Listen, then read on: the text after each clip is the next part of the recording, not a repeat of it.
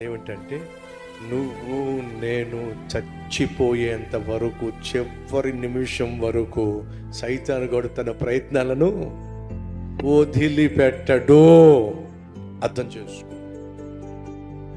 ఆలోచన వస్తే నాకు భయం వేసింది.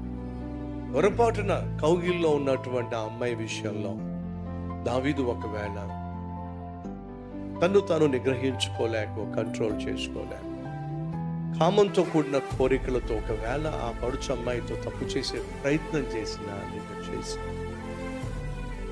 చివరి రోజుల్లో వ్యభిచారం చేసి తిన్నగా నరకానికి వెళ్ళిపోయాము. అంటే అర్థం ఏమిటయ్యా అంటే మీ జీవితంలో మన జీవితంలో మనం ఎక్కడైతే వీక్గా ఉంటామో చచ్చే ముందు ఆ వీక్నెస్ని సైతానుగాడు ఏం చేస్తాడు? నీ ముందుకు తీసుకొస్తాడు, నిన్ను పడేసే ప్రయత్నం చేస్తాడు. ఈ అవకాశం దావీదుకి ఏర్పాటు చేసింది ఎవరు? తన చుట్టూ ఉన్న వాళ్ళే. మళ్ళీ అయ్యా అమ్మ జాగ్రత్త, నీ చుట్టూ ఎవరుంటున్నారో జాగ్రత్త, వాళ్ళు ఇచ్చే ఆలోచనలు ఏమిటో సలహాలు ఏమిటో జాగ్రత్త. అవి నీకు చాలా చక్కగా కనిపించవచ్చు, అవసరంగా కనిపించవచ్చు, తప్పుగా కనిపించకపోవచ్చు.